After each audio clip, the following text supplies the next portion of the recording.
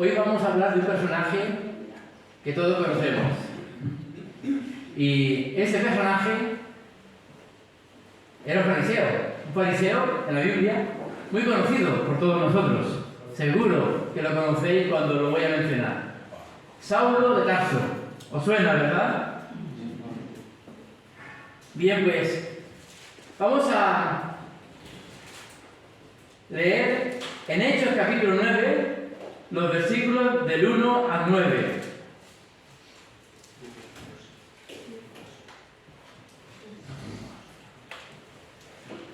Dice el texto bíblico así: Saulo, respirando aún amenazas y muerte contra los discípulos del Señor, vino al sumo sacerdote y le pidió cartas para la sinagoga de Damasco, a fin de que si hallase algunos hombres o mujeres de este camino, los trajese presos a Jerusalén. Mas yendo por el camino, aconteció que al llegar cerca de Damasco, repentinamente le rodeó un resplandor de luz del cielo, y cayendo en tierra, oyó una voz que le decía: Saulo, Saulo, ¿por qué me persigues? Él dijo: ¿Quién eres, Señor? Y le dijo: Yo soy Jesús, a quien tú persigues. Dura cosa te es dar coces contra el aguijón. Él, temblando y temeroso, dijo: Señor, ¿qué quieres que yo haga? Y el Señor le dijo: Levántate y entra a la ciudad, y se te dirá lo que debes hacer. Y los hombres que iban con Saulo se pararon atónitos, oyendo a la verdad la voz, mas sin ver a nadie. Entonces Saulo se levantó de tierra, y abriendo los ojos no veía a nadie. Así que, llevándole por la mano, le metieron en Damasco, donde estuvo 3 días sin ver, y no comió ni bebió. El Señor bendiga su palabra. Amén. He procurado en esta mañana hacer un mensaje expositivo basándome en estos 9 versículos, aunque me apoyaré en otros para enriquecer el mensaje. La mayoría de nosotros conocemos a este personaje con el nombre romano de Pablo. Después de ser salvo, Pablo se convirtió en un gran instrumento en las manos de Dios, y Dios lo usó para plantar iglesias en todo el mundo conocido de su tiempo. Dice Pablo: cuando vaya a España, a la iglesia de Roma, pararé a veros. Y esto lo vemos en Romanos capítulo 9, capítulo 15, el versículo 24, porque Pablo quería venir a España. Dice el versículo 24: cuando vaya a España iré a vosotros, porque espero veros al pasar y ser encaminado allá por vosotros, una vez que haya gozado con vosotros. Es decir, que la idea de pasar por Roma era porque quería venir a España, y que la iglesia de Roma le encaminara hacia España. Él quería ir hasta lo último de la tierra, porque en aquel tiempo lo último de la tierra, ¿sabéis dónde estaba? En Finisterre, en La Coruña, en Galicia. Allí hay un cabo que se llama Finisterre, fin de la tierra. En aquel tiempo, el mundo conocido. Pablo viajó miles de kilómetros predicando el Evangelio, soportando todo tipo de sufrimientos por causa de Cristo. La verdad que Pablo sufrió, no podéis imaginar. Pero él mismo nos lo dice. Él mismo nos dice en 2 Corintios capítulo 11, versículos 23 a 27. Dice: ¿son ministros de Cristo? Como si estuviera loco hablo, yo más. En trabajo más abundante, en azotes sin número, en cárceles más, en peligros de muerte muchas veces. De los judíos 5 veces he recibido 40 azotes menos 1. 3 veces he sido azotado con varas, una vez apedreado. 3 veces he padecido naufragio. Una noche y un día he estado como náufrago en alta mar. En camino muchas veces, en peligros de ríos, peligros de ladrones, peligros de dominación, peligros de los gentiles, peligros en la ciudad, peligros en el desierto, peligros en el mar, peligros entre falsos hermanos, en fatiga y trabajos, en muchos desvelos, en hambre y sed, en muchos ayunos, en frío y desnudez. La verdad que, bueno, increíble, no sé qué más le podría pasar a Pablo. Escribió al menos 13 cartas del Nuevo Testamento, y en todas ellas en sus salutaciones, él usa siempre el nombre de Pablo. No de Saulo, sino de Pablo. Y no es exagerado decir que ha sido uno de los mejores teólogos de todos los tiempos. Pero antes de conocer al Señor, era conocido como Saulo de Tarso, nombre que viene del hebreo Saúl. Y Tarso le viene por la ciudad de nacimiento. Por ejemplo, los que el domingo pasado estuvimos aquí, en la Dominical, también aquí, vimos y estudiamos acerca de Casiodoro de Reina o Cipriano de Varela. Estos traductor de la Biblia que usamos nosotros, Casiodoro de Reina, y el revisor de la Biblia que usamos, Cipriano de Varela, por eso se llama Reina Valera. Porque, por ejemplo, Cipriano de Varela era de una aldeíta llamada Valera. Tomaba el nombre, el apellido del nacimiento.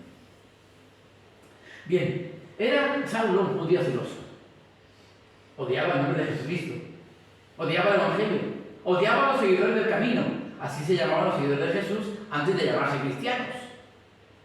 Odiaba a la nueva iglesia que se estaba formando. Saulo era un asesino, aunque él no lo creyera.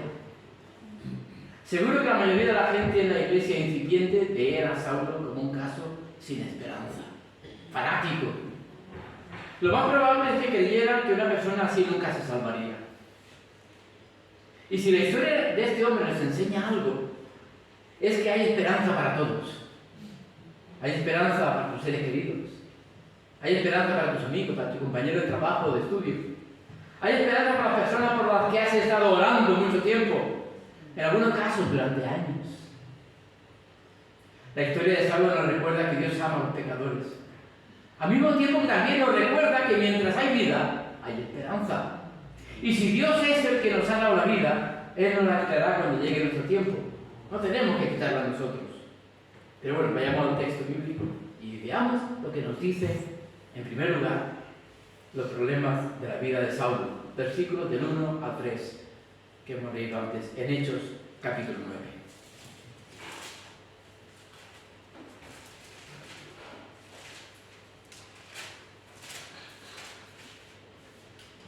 Saulo, respirando aún amenazas y muerte contra los discípulos del Señor, vino al sumo sacerdote y le pidió cartas para la sinagoga de Damasco, a fin de que si hallase algunos hombres o mujeres de este camino, los trajese presos a Jerusalén. Mas yendo por el camino aconteció que al llegar cerca de Damasco, repentinamente le rodeó un resplandor de luz del cielo. Era un hombre muy religioso, muy creído. Ya lo digo con conocimiento de causa, porque él mismo lo confiesa. Él mismo confiesa en el capítulo 3 de Filipenses. Él mismo dice, versículos 4 y 6, aunque yo tengo también de qué confiar en la carne. Si alguno piensa que tiene que confiar en la carne, yo más. Circuncidado el octavo día, del linaje de Israel, de la tribu de Benjamín, hebreo de hebreos, en cuanto a la ley, fariseo, y en cuanto al celo, perseguidor de la iglesia. En cuanto a la justicia que es en la ley, irreprensible. Se creía que era perfecto, Él vivió una vida limpia en lo que respecta a la ley de Dios, diciendo que era irreprensible con respecto a esa ley. Es decir, libre de fallos, libre de defectos. Él se creía que era, andaba más. Pablo amaba la ley, obedeció y vivía esa ley. Y además Pablo estudió derecho judío. El problema del pensamiento de Saulo es que estaba totalmente y sinceramente equivocado. ¿Puede estar uno sinceramente equivocado? Pues sí, y Pablo lo sabe. ¿Por qué? Porque bueno, es que él mismo después en sus escritos confiesa muchas cosas.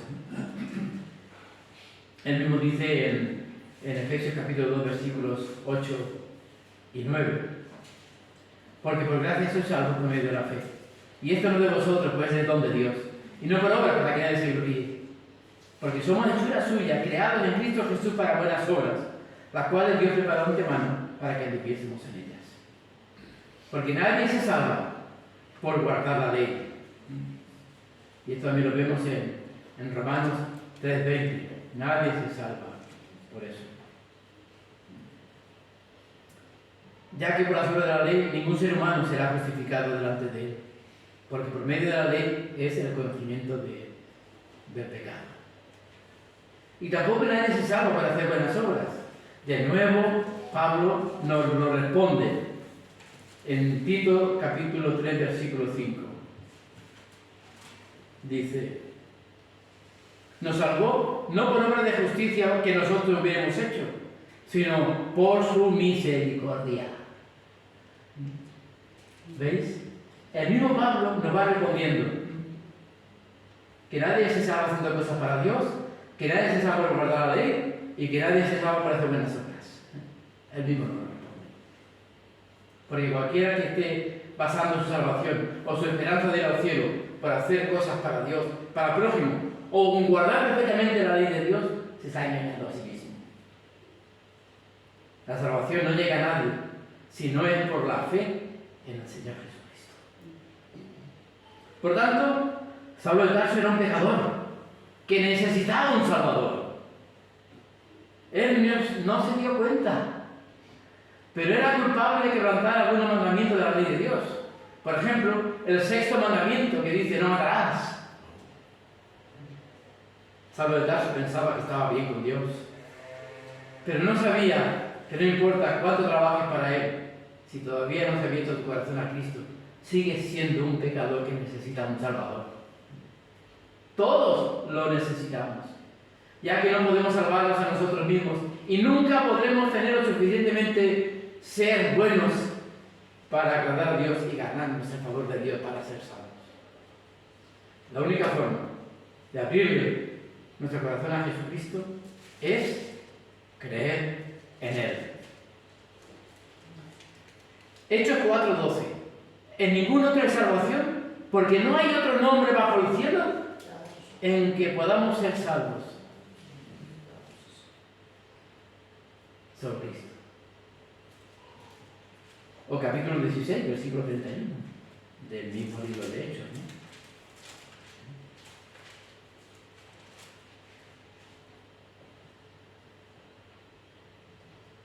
Ellos dijeron: cree en el Señor Jesucristo y serás salvo tú y tu casa.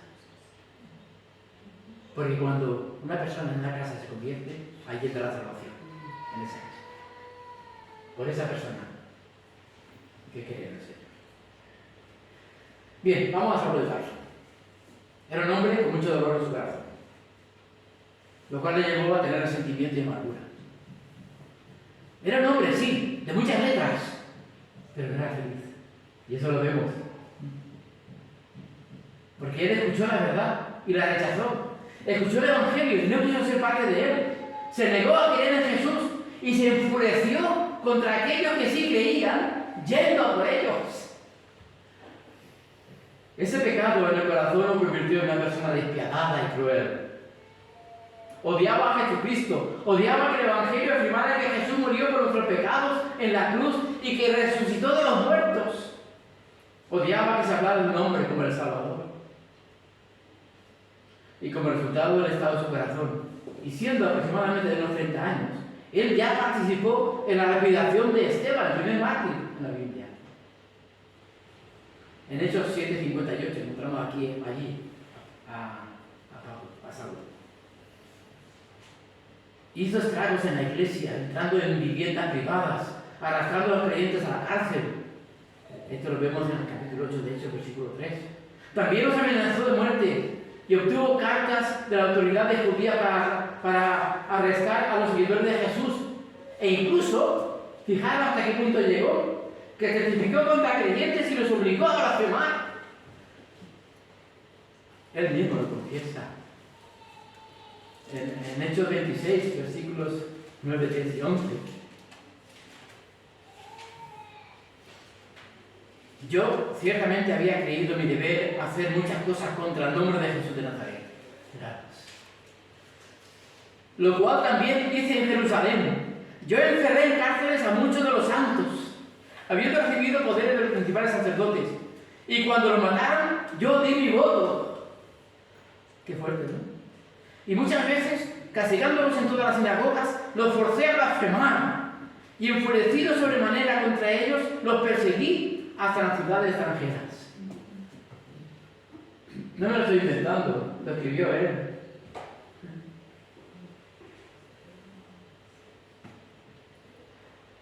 Según su propio testimonio, Saulo era un blasfemo. Es que él lo confiesa todo en todas sus cartas. Dice 1 Timoteo 1:13.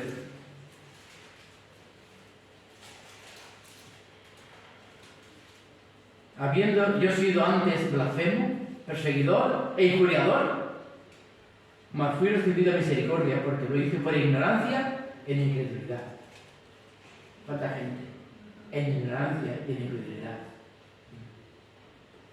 blasfema en contra de Cristo. Bien, pues, por todo esto, Saulo de Tarso era un hombre muy temido por la iglesia primitiva. Le tenían miedo a Saulo de Tarso, tremendo. Cuando entró en Damasco después de su encuentro con Jesús, en este capítulo 9, versículos 13 y 14, dice que Ananías respondió: Señor, he oído de mucho acerca de este hombre. ¿Cuántos males ha hecho a tu santo en Jerusalén? Y aún aquí, en Damasco, tiene autoridad de los principales sacerdotes para prender a todos los que invocan tu nombre. Y el mismo, en este capítulo 9, versículo 26, dice: cuando llegó a Jerusalén, trataba de juntarse con los discípulos, pero todos le tenían miedo, no creyendo que fuese discípulo. Pensaban que era una estrategia de Saulo, ¿vale? Aquí lo vemos tan claramente. En segundo lugar,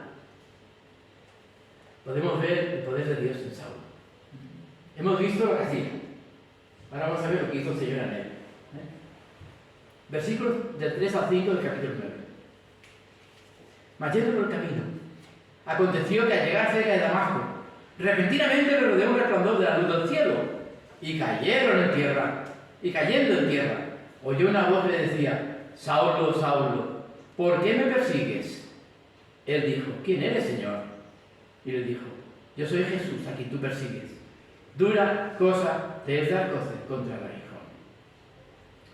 Mientras Saulo se dirigía a la ciudad de Damasco para arrestar a los creyentes, Dios confrontó a este fariseo legalista y moralista cuando una luz brillante del cielo le hizo caer a tierra, y allí oyó la voz que le habló. Y lo oyeron todos los que estaban con él. No vieron nada ni a nadie, pero oyeron la voz, viniendo a decirle que atacar al pueblo de Dios es también atacar a él. Esto lo hemos leído en el versículo 4. Y Dios puede tocar y despertar el corazón a cualquiera, en cualquier lugar y en cualquier momento. Tú sigue orando por tus seres queridos. Sigue hablando a tus amigos de Jesús. Porque cuando menos lo esperes, la luz puede encenderse y aceptar a Cristo. Recuerdo una vez el caso de una joven. Estábamos, Damaris y yo éramos pastores y estábamos en Játiva un año y estaba como responsable del culto de misión de la iglesia, hablo del año 84, y los domingos iba a un pueblo llamado Macácer. Toda una hermana de la iglesia me dice: pastor, mi hija se ha quedado de pequeña en la cárcel, en la iglesia, perdón. ¿Y por qué no viene a visitarla? Porque ya es una joven, no quiere venir a la iglesia. ¿Por qué no hay jóvenes en la iglesia? Y bueno, entonces fui con ella después del culto a su casa, y entonces le ofrecí tener estudios bíblicos con ella, allí en la casa. Entonces los domingos, cuando iba después del culto, me iba con la madre a la casa y allí tenía estudios bíblicos con ella, y yo la llevaba a que conociera a Jesús como Señor y Salvador personal, ¿no? Y un domingo, y otro domingo, y otro domingo. Y ya llegó un momento en que yo le dije a la madre, mira, ya no voy a ir más, porque veo que ella no responde. Este va a ser el último domingo. Entonces, bueno, fui con la madre a la casa y allí en la mesa del salón, pues yo con ella tenía el estudio, ¿no? Bueno, pues ese domingo Dios le dijo, aceptó a Cristo. Yo tuve que pedir perdón al Señor. Señor, perdóname, porque yo iba a dejarlo ya.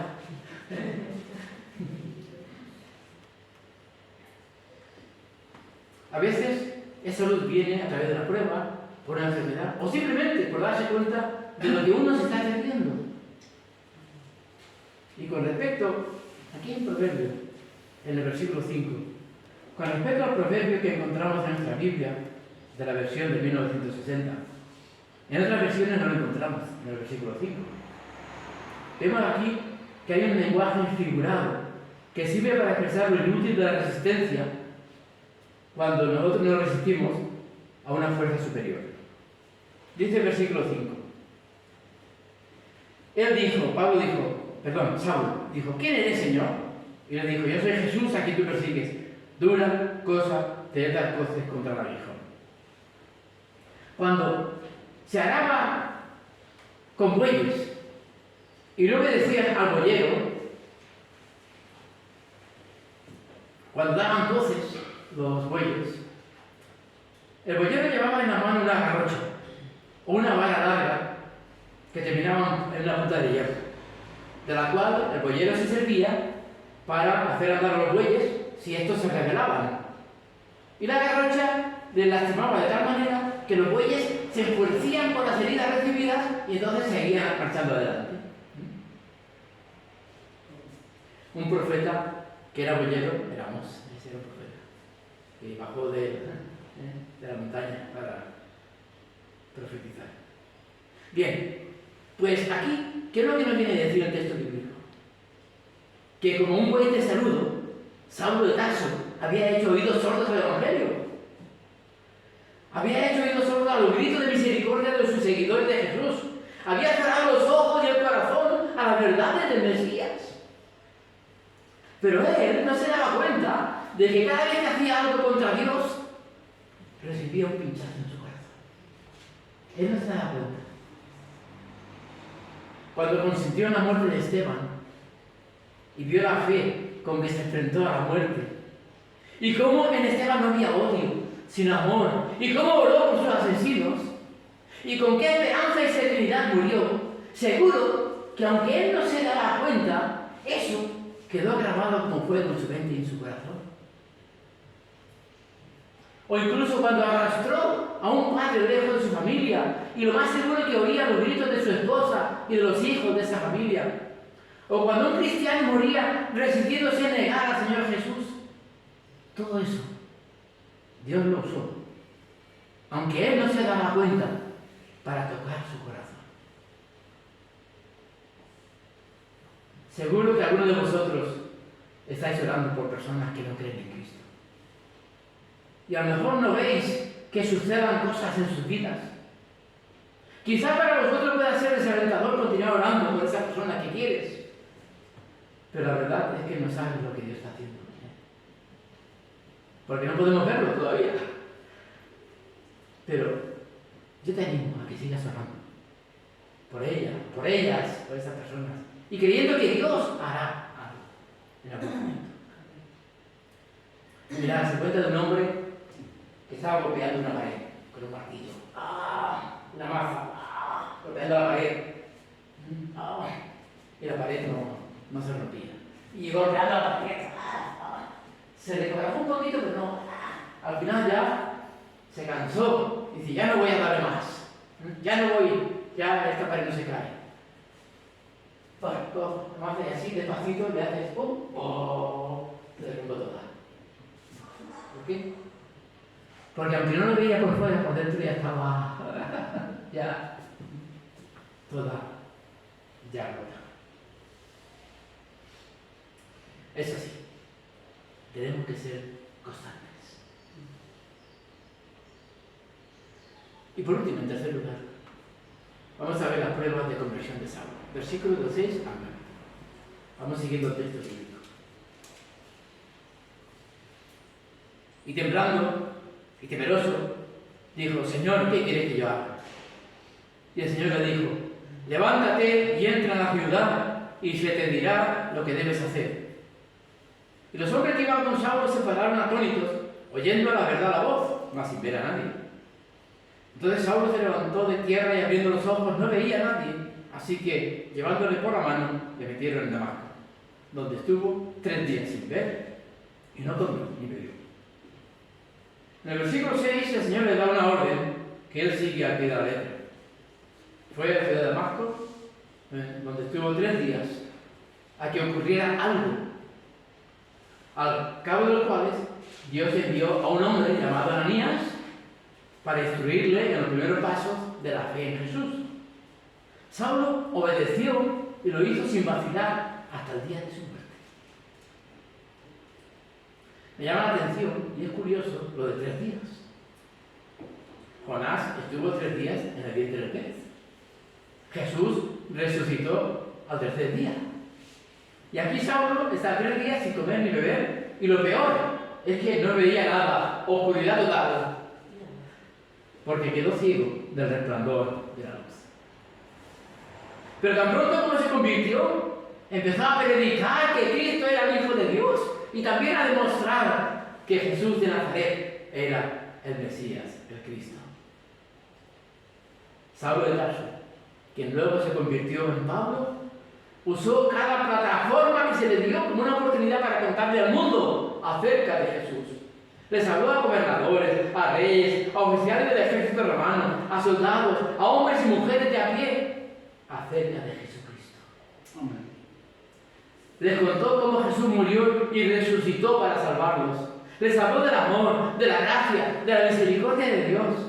Les dijo todo lo que pudo sobre el Dios que llegó a conocer a través de Jesús. Ese evangelio que solía odiar se convirtió, a partir de ese momento, en lo que más le gustaba hablar. Desde que se convirtió, no dejó de vivir para el Señor. Abandonó el pecado de la justicia propia, el odio, el asesinato, abrazando una nueva vida de amor por Dios. Su vida cambió y nunca más volvió a ser la misma.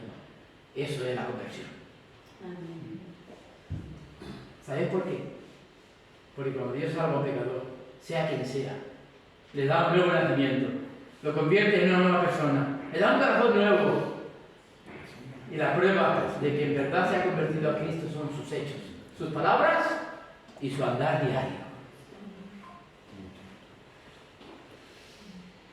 Qué gran ejemplo tenemos ahí en la Biblia para nosotros. Y para ir concluyendo, Saulo de Tarso era un caso difícil, para algunos imposible, pero como no hay imposible para Dios, aceptó a Cristo. Los que lo conocían no daban crédito a lo que veían, Ya habéis oído lo que decía el texto bíblico, ¿no? Y Damasco, ¿no? Que tenían miedo, a lo mejor una trampa, una estrategia a lo mejor para cogernos. ¿Tienes tú alguien en tu corazón por el que estás orando? ¿Un hijo o una hija? ¿Un esposo o una esposa? ¿Un padre o una madre? ¿Un amigo o una amiga? ¿Un compañero o compañera de trabajo o de estudios? ¿Un nieto o una nieta?